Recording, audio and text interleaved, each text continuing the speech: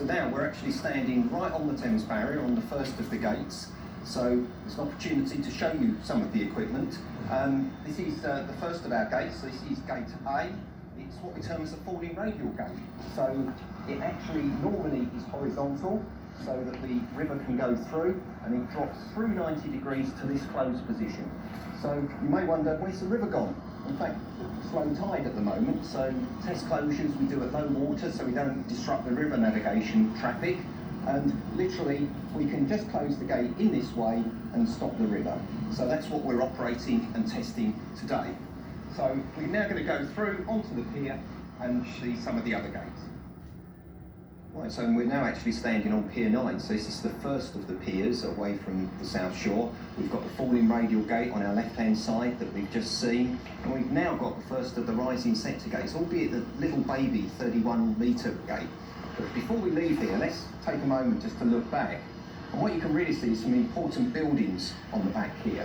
There's the control room at the top where we came from, so with its governing views over the whole of the site. There's also our workshop building at the far left-hand side. So that's where my maintenance team are, the team responsible for maintaining the barrier and making sure it's always going to operate. And also the building to the right is the generator halls. So power is really essential. You know, we have to have electricity to close the barrier to operate these large gates. And that way, if anything happened to the power, there's the generators in there which can fire up and put the power through to the system to actually make it operate.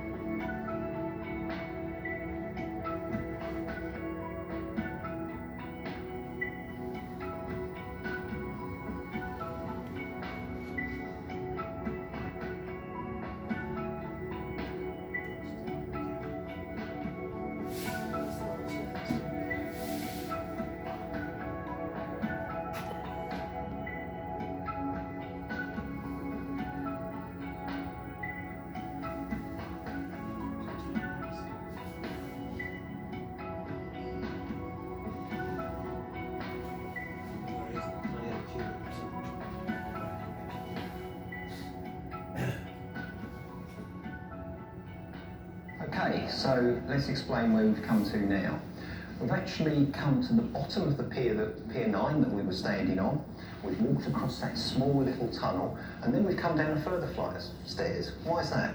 Well, simply, the river gets deeper in the centre, shallower at the edges. So now what you can see is the length of the 4 61-metre gates, the main gates on the Thames barrier, stretching out, and this is the long tunnel that connects them together. These tunnels really are essential. They're essential for literally putting all the services, all the cables and the pipe work around us. What is it doing? Well, we've been to the control room. You press a button up in the control room because you want something to work out on the barrier. These are the cables that take all those instructions out to it, all the way down to the large power cables, the ones that feed enough electricity to be able to move those motors and shift those gates. Also, we need to think, you know, the piers are in the middle of the river. So we've got to take things like, let's hope not, but if there ever was a fire out on the barrier, the water to be able to put that out.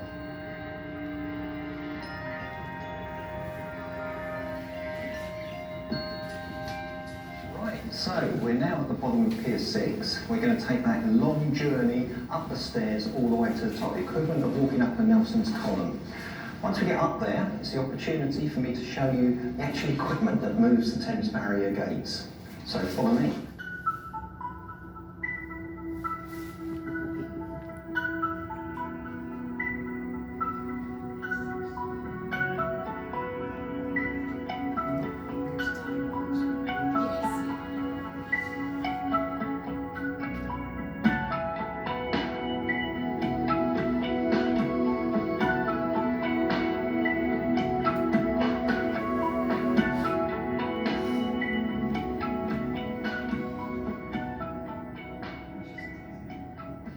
Right, we've now arrived on Pier 6, which is one of the centre piers, and what we can see here is Gate E.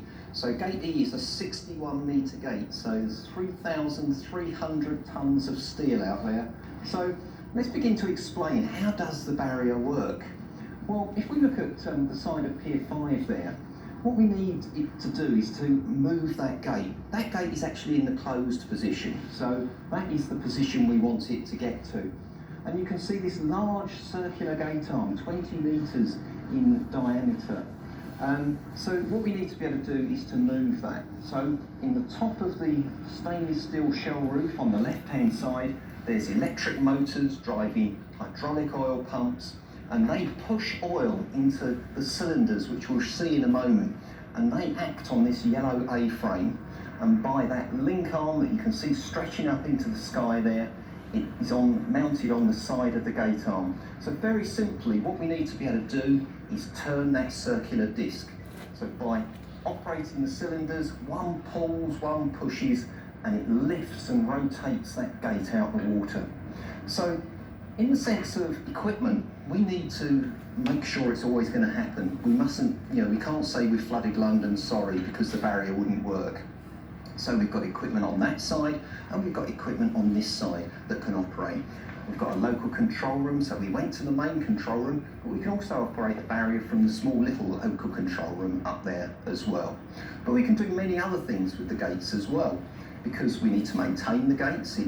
It's a metal gate in saline water. It's still salty water here from the sea. So we can actually bring the gate right out the water.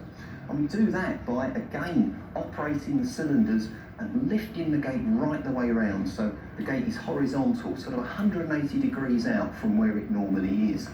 And that way we can then walk inside the gate and actually see what it does.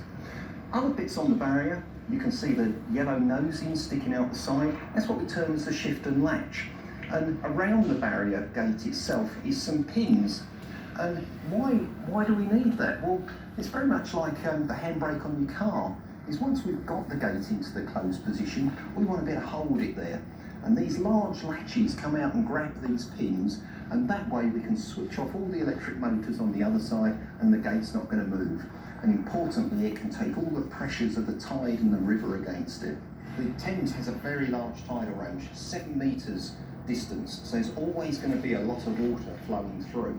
So what we have to do is very much close the gates from the outside in, so that we're gradually slowing down the river.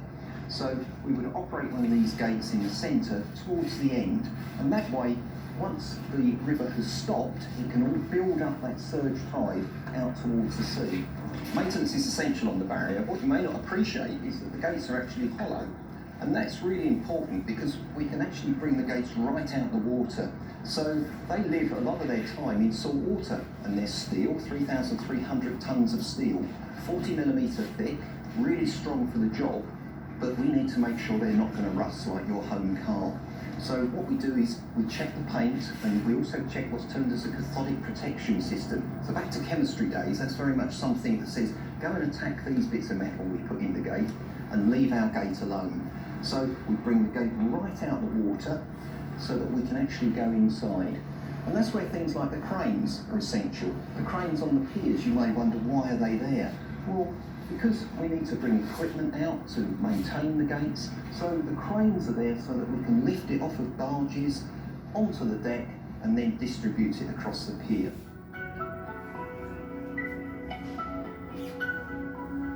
Well, because the gate's hollow and the gate arms are hollow, we've got to allow the water in, and equally we've got to allow the water out. So it's a simple way for that happening. I know I'm biased, but I think the thing that gives the barrier the iconic shape is in fact the stainless steel shell roofs. Often asked, why are they that shape? Well, really, when the engineers sort of were designing the barrier, all they really wanted to do was a roof system to keep the water off the equipment. And it was the architects that really came along and did the good job and said, well, let's make some sort of shape around it that's memorable. And it was actually based on a roll-on, roll-off ferry, so the front bow of the ship that lifts up, that is the shape. And it's actually clad in stainless steel. And although very expensive, it's never been maintained, never been cleaned. And like today, you can see it's as shiny as the day it was new.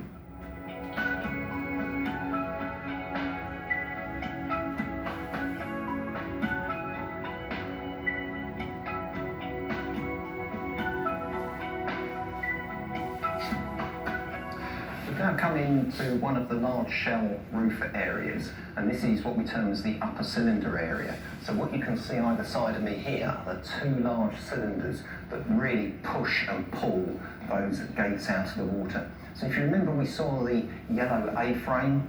So on the end of that is this large cylinder.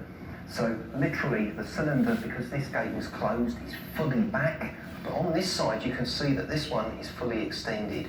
So these are the cylinders that really do all that moving, but they're really large. So to give you an idea of scale, this one little bit here weighs 10 tonnes. So that's equivalent of 10 family cars. So, there's a lot of weight there. And we need to think, all of this equipment needs to be maintained. So my crew of electricians, mechanical fitters, are able to maintain this, and we operate what's termed as a planned preventive maintenance system. So like your car, back to the car analogy, you get your car brakes tested and checked when you put it in for servicing. So every bit on the barrier is coded and is maintained in that same vein. So the guys need to be able to pick this up, move it around, check all the bearings and pads underneath, because we've got to make sure that that will always work. So it's really important every bit of equipment is maintained to ensure the reliability of the barrier.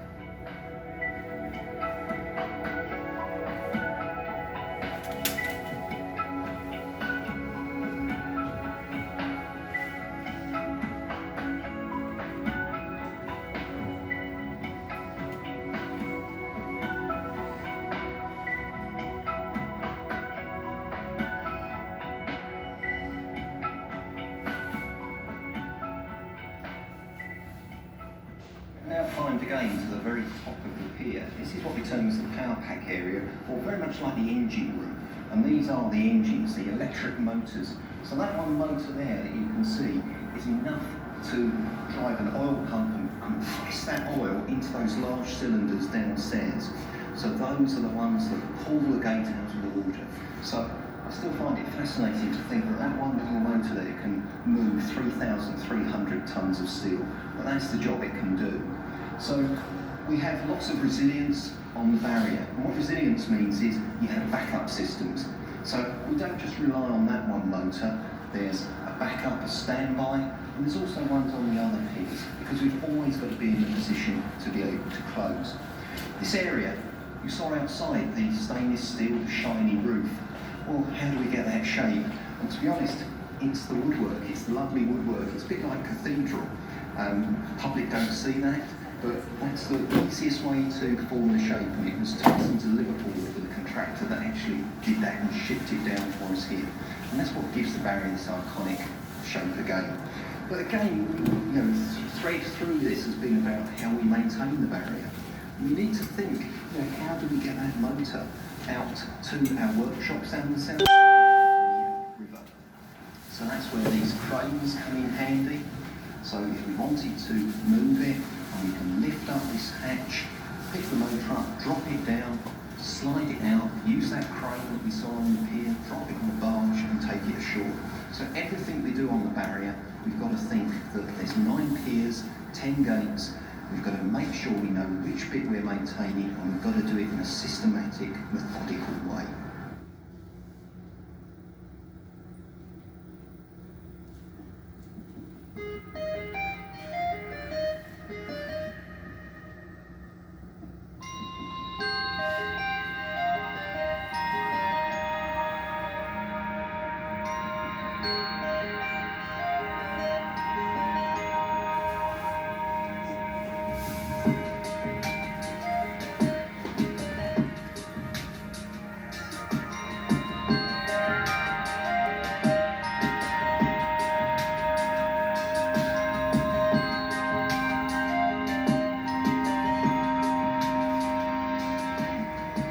I hope you enjoyed that. What you've been able to see is the inner workings of the Thames Barrier on this test closure day.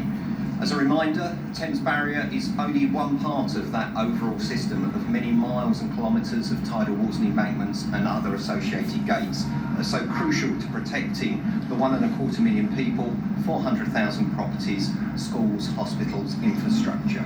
I trust I've been able to show the reliability of our operation, and that is key because our future plans say that the barrier will have a key role until 2070. So, for the last 30 years, we've proved successful operations. We've got another 55 years to go. Flood risk management, though, is key to every part of our life, and I'd implore each and every one of us to go on the website. It's as simple as putting in your postcode to see if you are at risk from flooding from the sea or the rivers. Why is it important? Because if you can find out now if you're at risk and then plan, that is a way of saving lives and saving property. It's as easy as that. I hope you've enjoyed today, and I wish you well. Thank you.